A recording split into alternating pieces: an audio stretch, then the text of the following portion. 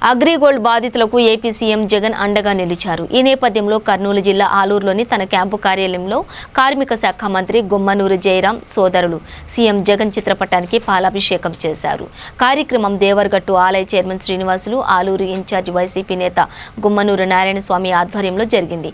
ఈ సందర్భంగా నారాయణస్వామి మాట్లాడుతూ అగ్రిగోల్డ్లో డిపాజిట్ చేసి మోసపోయిన బాధితులు గతంలో మాదిరిగా మానసిక క్షోభకు గురి కాకూడదని భావించిన సీఎం జగన్ పాదయాత్ర సమయంలో ఇచ్చిన హామీ నిలబెట్టుకున్నారని తెలిపారు.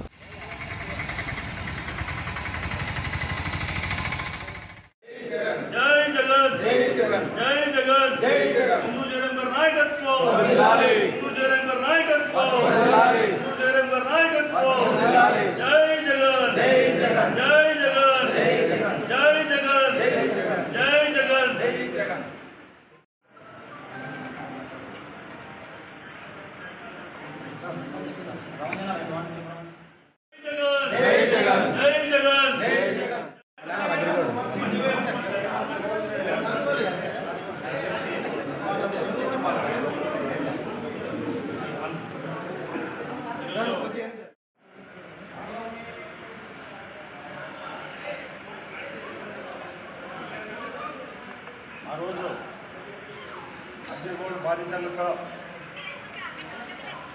డబ్బులు కట్టించుకొని అగ్రిగోల్డ్ సంస్థ వాళ్ళ డబ్బులతో భూములు కొని ఆ రోజు డబ్బులు ఇస్తామని చెప్పి టీడీపీ గవర్నమెంట్లో స్థాపించిన అగ్రిగోల్డ్ సంస్థ ఆ రోజు చంద్రబాబు నాయుడు గారు అగ్రిగోల్డ్ బాధితులకి న్యాయం చేయకోకుండా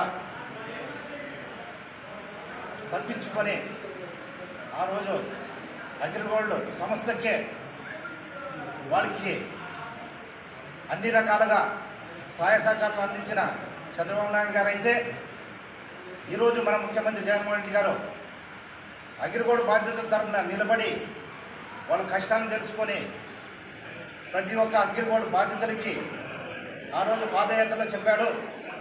మన ప్రభుత్వం వచ్చిన తర్వాత ప్రతి ఒక్కరికి నేను న్యాయం చేస్తానని చెప్పి ఆ రోజు మాట ఇవ్వడం జరిగింది. మాట ఇచ్చిన ప్రకారంగా ఈరోజు 20 నెలల్లోనే అగ్రిగోల్డ్ బాధితులకి ప్రతి 10,000 లోపలున్న లక్షలాది మందికి అకౌంట్లో ఇవ్వడం జరుగుతుంది.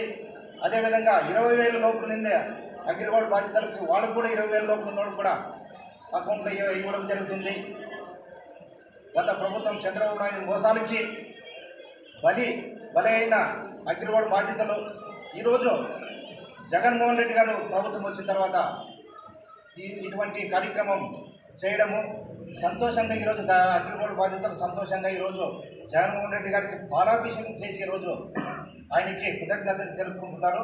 అదేవిధంగా ఈరోజు ఆలూరు నియోజకవర్గంలో కూడా ఈరోజు అగ్రిగోల్డ్ బాధితులు భారీ ఎత్తున వచ్చి ఈరోజు మన ముఖ్యమంత్రి జగన్మోహన్ రెడ్డి గారు పాలాభిషేకం చేసి ఈరోజు కృతజ్ఞతలు తెలుపుకుంటారని చెప్పి సభాముఖంగా తెలుపుకుంటూ